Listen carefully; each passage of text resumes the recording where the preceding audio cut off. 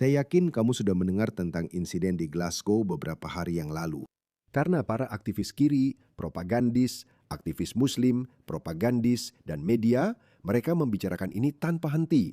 Boleh saya tambahkan, insiden terpisah di mana seorang pria kulit putih yang mungkin mengalami gangguan mental, tidak ada yang mau mempertimbangkan kemungkinan itu, dan semua orang ingin ikut-ikutan dalam isu Islamofobia. Sekarang, izinkan saya mengatakan dengan jelas sekali lagi, seperti yang sudah sering saya katakan sebelumnya, insiden seperti ini, tindakan terorisme, main hakim sendiri seperti ini, tidak hanya salah secara moral. Karena kamu tidak tahu siapa yang kamu hadapi. Orang yang kamu pilih begitu saja dari kerumunan, hanya karena dia terlihat seperti muslim. Bisa saja orang yang sangat baik, bisa saja orang yang benar-benar baik. Jadi itu jelas salah secara moral, tapi juga sangat bodoh secara strategis karena alasan-alasan yang akan saya bahas dengan Anda. Pertama-tama, izinkan saya memutar video ini untuk Anda. Ini adalah momen ketika orang itu, pria kulit putih asal Skotlandia, ditangkap. Sekali lagi, seperti yang saya katakan, bisa jadi dia memiliki gangguan mental. Bisa jadi dia mengalami disabilitas mental yang sering dijadikan alasan utama, terutama jika pelakunya bukan orang kulit putih. Ingat kejadian beberapa hari yang lalu di mana seorang pria Inggris melemparkan seorang anak ke kandang buaya. Mereka bilang dia mengalami disabilitas mental dan saya bersedia menerima itu. Bisa saja memang begitu, mereka bahkan tidak menuntut orang itu. Tapi mereka bilang dia adalah pria Inggris, pria Inggris. Dan sekali lagi, semua muslim langsung bereaksi dan berkata, "Ha, lihat, dia bukan orang muslim." Tapi kalau lihat namanya, menurut saya tidak terlalu terlihat seperti nama barat. Tapi mari kita kesampingkan itu. Mari kita tonton, mari kita lihat video ini. Melindungi negara dari para bajingan sialan ini. Merusak putri-putri muda kita. Merusak anak-anak kita. Cukup sudah. Saya sudah muak. Itu saja yang kita lihat. Sekarang, seperti yang saya katakan, dia mungkin memiliki keterbatasan mental. Bagaimanapun juga, kita tidak bisa membenarkan perilaku ini, karena hal ini memberikan alasan kepada para propagandis itu. Lihat dia. Ini adalah Mehdi Hasan yang jarang membicarakan kejahatan yang dilakukan oleh Muslim.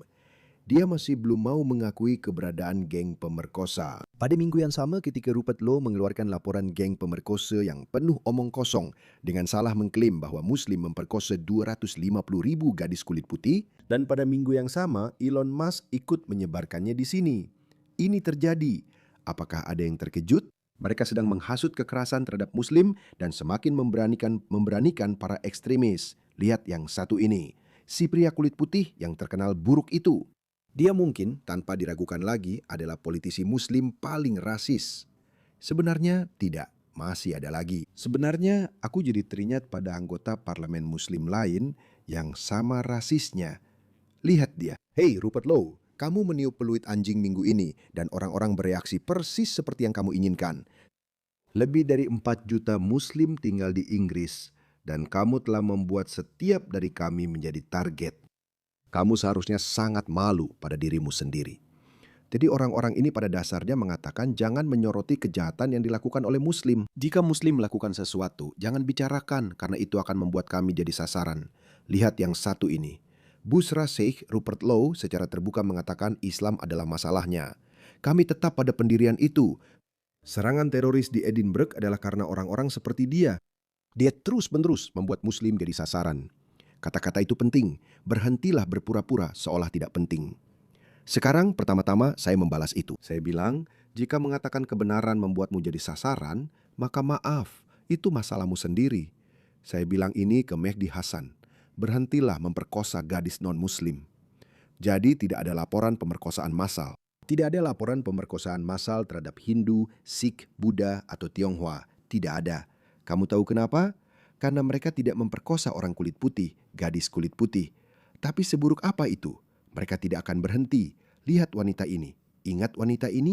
Dia adalah anggota parlemen Muslim, Naksa. Lihat ini. Ini adalah tangkapan layar asli. Seseorang memposting ini. Tepat sekali, Eric. Gadis-gadis yang menjadi korban pelecehan di Rotherham dan tempat lain, seperti di Telford dan di seluruh Inggris dan tempat lain, hanya perlu diam demi keberagaman. Dan lihat, dia bahkan menyukai itu. Dia pertama kali meretweet itu, lalu dia menyukainya. Tepat sekali, Erik. Gadis-gadis yang menjadi korban pelecehan di Rotterdam dan tempat lain hanya perlu diam demi keberagaman. Dia meretweet itu dan menyukainya. Mereka akan melakukan apapun. Apapun yang kamu lakukan, mereka tidak akan pernah mau bertanggung jawab atas tindakan komunitas mereka. Dan lihat, saya bersedia mengakui hal itu. Saya punya banyak muslim dalam keluarga saya. Tidak ada satupun dari mereka yang punya catatan kriminal. Tidak ada satupun. Tapi jika kamu tetap diam, jika kamu mencoba menyembunyikan masalah ini, jika kamu tidak mau menegur orang-orang buruk di komunitasmu, dan setiap kali ada orang lain yang melakukannya, pertama-tama kamu mengucilkan mereka, yaitu orang-orang seperti saya. Atau kamu langsung mulai berteriak Islamofobia. Sampai kapan ini akan berakhir? Ini tidak akan pernah berakhir. Tapi seperti yang saya katakan, ini adalah kejadian yang terisolasi. Saya tidak bisa mengingat ada orang kulit putih yang melakukan hal seperti ini sama sekali. Syukurlah tidak ada yang terluka, tidak ada korban jiwa. 5 orang terluka dengan cedera yang tidak mengancam jiwa. Tapi lihat ini, Mehdi Hasan. Mereka tidak hanya menuduh non-muslim menyoroti masalah di komunitas muslim. Mereka juga mengeluh bahwa media tidak memberitakannya. Itu benar-benar kebohongan total. Semua media telah melaporkan ini. Setiap outlet media telah melaporkan ini. Tudingan Islamofobia telah diperbesar oleh outlet media tersebut. Lihat dia, skandalnya bukan karena komunitas Yahudi menerima solidaritas. Memang begitu. Dan lihat, mereka selalu mengaitkan segala sesuatu dengan orang Yahudi. Selalu, tanpa gagal. Saya yakin mereka akan mencari tahu ada hubungan antara orang ini dan pemerintah Israel. Entah bagaimana mereka akan menemukan itu. Jangan kaget kalau itu terjadi. Masalahnya adalah naluri yang sama itu tidak diterapkan kepada umat muslim di Britania. Tidak ada pertemuan kobra. Tidak satu pun surat kabar di luar Skotlandia yang menampilkan serangan di Edinburgh di halaman depannya. Mereka senang media lain tidak menaruhnya di halaman depan mereka. Luar biasa. Wah. Oke, saya yakin kalian sudah mendengar tentang ini. Saya yakin setiap dari kalian pasti sudah mendengar tentang ini. Dan saya yakin setiap dari kalian yang terhormat pasti sudah mengecam hal ini.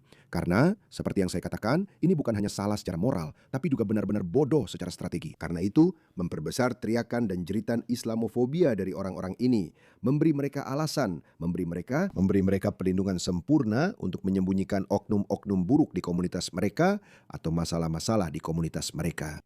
Tapi izinkan saya memberitahu Anda, saya yakin cerita berikutnya yang akan saya ceritakan ini, Anda sama sekali belum pernah mendengarnya. Kenapa? Karena sekali lagi, pelakunya adalah orang-orang yang biasa, menganiaya, menikam, melukai warga asli.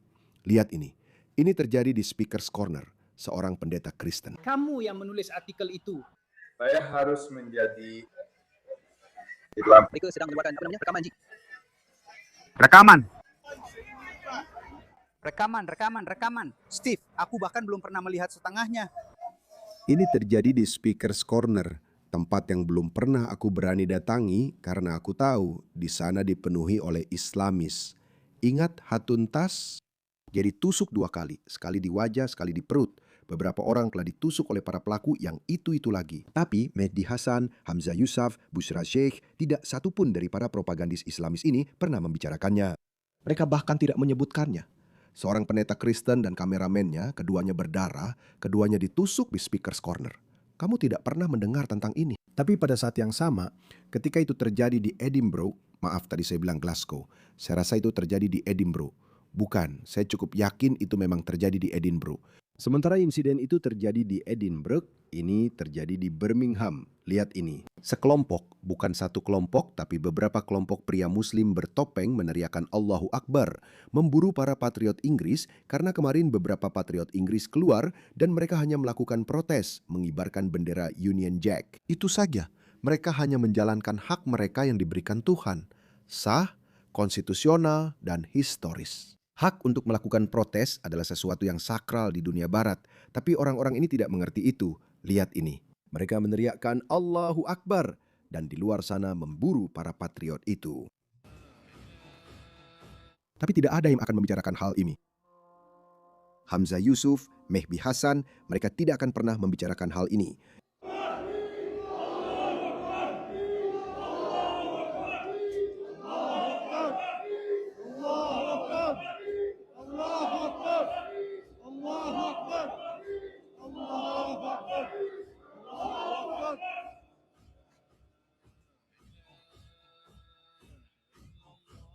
Saya yakin Anda tidak pernah mendengar tentang ini.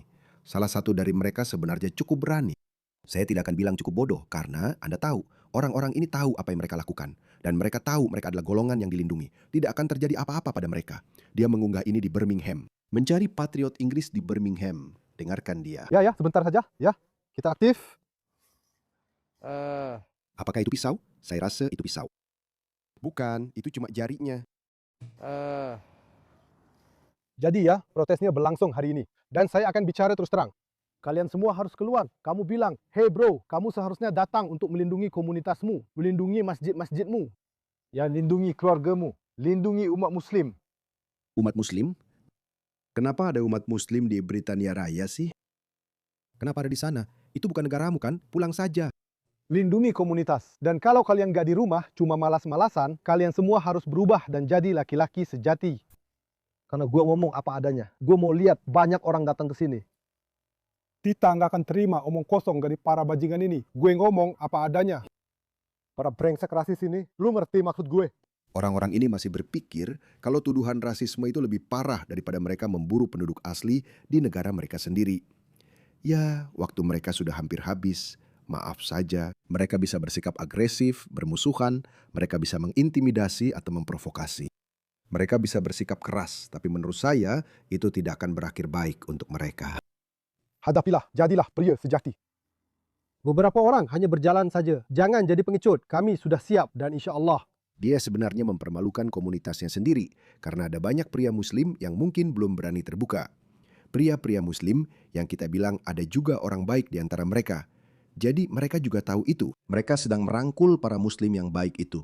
Jadi pertanyaannya, sampai kapan muslim yang baik itu akan tetap menjadi baik? Mereka tidak bisa menghentikan kita dan mereka tidak akan pernah bisa. Mereka tak akan pernah menghentikan kita. Insya Allah, bersiaplah. Ada yang butuh detail? Hubungi saya. Saya di Rock, kampung halaman. Dia tahu kita aktif. Beberapa teman sedang dalam perjalanan. Kita akan bertemu di lokasi tertentu. Saya tidak mau mengumumkannya di depan umum karena kamu tahu bagaimana polisi keparat itu. Polisi keparat, maksud saya polisi Birmingham. Tapi kirim pesan ke saya. Kamu paham, nanti saya kasih tahu lokasinya, insya Allah. Lalu kita lanjut dari situ. Assalamualaikum. Jadi jelas, dia menyembunyikan wajahnya. Tapi orang-orang tahu siapa dia. Itu sebabnya dia bilang, hubungi saya. Seberapa sulit bagi polisi Birmingham untuk menangkapnya. Mereka tidak akan melakukan apa-apa. Kamu tahu kenapa? Karena mereka benar-benar sangat takut pada mereka. Dan lihat apa yang dia katakan di akhir. Ini mengingatkanku pada seseorang yang selalu mengatakan ini di akhir hampir setiap videonya. Dan kemudian kita akan lanjut dari sana. Assalamualaikum. Dan ingat itu teman-teman. Ingat itu. Kalian tahu siapa lagi yang mengatakan itu? Badut ini yang mengatakan itu. Ingat itu di akhir setiap video. Setelah salah satu serial S, ingat itu? Lihat itu, dia mengatakannya di akhir setiap video yang dia unggah. Jadi, apakah begitu sulit bagi polisi untuk mengunjunginya? Tanyakan siapa orang ini. Mereka tidak akan melakukannya. Kadang-kadang saya benar-benar berpikir bahwa mereka memang ingin ini terjadi. Saya hanya harus mengatakan ini. Ingat saja, mereka bukan korbannya. Setiap negara barat yang kamu lihat, masalahnya sama. Orang-orangnya juga sama. Seperti yang saya katakan, di mana teroris Hindu, di mana teroris Buddha. Ingat saja ini. Ingat ini. Ini bukan apa-apa. Ini hanya 3 peristiwa teroris besar yang sudah saya tunjukkan kepada kalian. Ada ratusan kalau tidak. Sebenarnya tidak. Seseorang memposting ini belum lama ini. Saya percaya dengan angka ini. Antara tahun 1979 dan April 2024, kami mencatat 66.872 serangan Islamis di seluruh dunia. Serangan-serangan ini telah menyebabkan setidaknya 249.941 orang tewas. Jelas, ini adalah perkiraan karena tidak semuanya bisa dihitung. Tapi orang-orang ini tidak akan berhenti demi apapun. Lihat ini baru saja terjadi. Ini adalah Wigan, Inggris. Mereka sedang mempersiapkan pasukan. Lihat ini. Apa ini? Mereka benar-benar berlatih di taman-taman Inggris. Apa ini? Itu seperti parade militer. Semuanya terjadi di depan mata kita saat pemerintah kita mengawasi. Lihat wanita muslim ini, oke? Ini adalah seorang wanita muslim yang memberitahu Anda bagaimana keadaannya. Dengarkan dia. Saya datang ke sini dengan harapan bahwa, oke, saya sudah meninggalkan orang-orang jahat di belakang. Tapi sayangnya, yang saya temukan di sini adalah bahwa orang-orang jahat itu sudah ada di sini. Mereka termasuk banyak orang yang saya kenal dari 15 atau 20 tahun yang lalu ketika saya masih mahasiswa sarjana 1. Sekarang mereka memimpin protes yang terjadi di seluruh negeri. Saya tahu mereka adalah anggota Ikhwanul Muslimin, meskipun banyak dari mereka menyangkal bahwa mereka adalah anggota. Mereka bahkan mengorganisir protes dengan cara yang sama seperti yang mereka lakukan dulu, 15 dan 20 tahun yang lalu. Cara mobilisasi yang sama, bendera yang sama, narasi yang sama, bahkan ketergantungan yang sama pada Al Jazeera, rekaman dan berita-berita. Jadi rasanya seperti deja vu bagi saya. Semua ini sedang terjadi di Amerika Serikat, itulah sebabnya saya di sini hari ini, dengan harapan kita bisa menemukan cara untuk mencegah apa yang terjadi pada negara asal saya, Mesir, terjadi di sini di Amerika Serikat. Karena bagi saya, Amerika Serikat mewujudkan semua nilai penting yang telah saya perjuangkan sepanjang hidup saya, termasuk hak asasi manusia, hak-hak perempuan, dan demokratisasi. Ya, seharusnya dia meninggalkan Islam, tapi saya menghargai dia karena setidaknya telah mengatakan yang sebenarnya. Teman-teman, saya tidak bisa cukup menekankan hal ini. Saya tidak bisa memberitahu kalian betapa takutnya saya kadang-kadang ketika saya melihat bahwa negara-negara barat yang hebat ini semuanya sedang diserang. Dan kita punya para kaum kiri, orang-orang woke yang gila yang tidak mengerti hal ini. Dan saya sudah bilang, ya saya tidak perlu mengatakan ini. Saya rasa kalian semua sudah paham. Siapapun dari kalian, siapapun yang memahami Islam, pasti tahu bahwa para kaum kiri woke yang gila ini akan menjadi yang pertama menjadi korban. Saya sudah pernah bilang, orang Kristen dan Yahudi akan diberi kesempatan untuk hidup sebagai warga kelas 2, juga dikenal sebagai dhimmi dalam Al-Quran. Mereka akan diberi pilihan itu. Tapi kaum kiri woke yang gila, orang-orang LGBTQ, ateis seperti saya, akan menjadi yang pertama menjadi korban. Saya tidak ingin melihat hal ini berlalu begitu saja. Jadi saya berharap hari ini kita bisa menemukan strategi ofensif yang bisa membantu kita mewujudkannya sebelum terlambat. Ya, kita harus melakukan ini sebelum terlambat. Biaya tidak bertindak sudah melebihi biaya bertindak. Lihat ini, dengarkan ini. Mereka bahkan tidak menyembunyikannya. Ini terjadi di Britania Raya. Lihat ini. Saya di sini bukan untuk bercerita. Saya di sini untuk memerintah. Turki benar-benar berkuasa, bro. Saya di sini untuk memerintah. Memerintah kalian. Memerintah Trump. Memerintah Elon Musk. Memerintah Netanyahu. Memerintah orang Yahudi. Oke. Benar. Ya, itu adalah hal yang aneh untuk dikatakan. Ya, itu benar-benar. Itu sikap yang sangat buruk. Kamu tamu yang hebat. Kamu tamu yang hebat di negara ini. Tidak. Tidak. Kamu tamu hebat. Kamu apa? Ya, jadi kamu tamu di sini. Dan kamu bilang kamu akan memerintah. Ini tanahku. Begitu ya? Oke, mengerti. Oke, jutaan dan jutaan orang adalah tanggung jawab kita. Maaf, ulangi lagi. Ini tanah Allah. Seluruh dunia adalah miliknya. Dengar. Britania Raya. Dia tidak sedang mengerjai kamu. Ada sebuah hadis di mana Muhammad berkata, dia tidak sedang mengerjai kamu. Ada hadis di mana Muhammad berkata, seluruh dunia adalah milikku. Dan itu hanya masalah waktu sampai seluruh dunia tunduk pada Islam. Mereka benar-benar meyakini hal itu.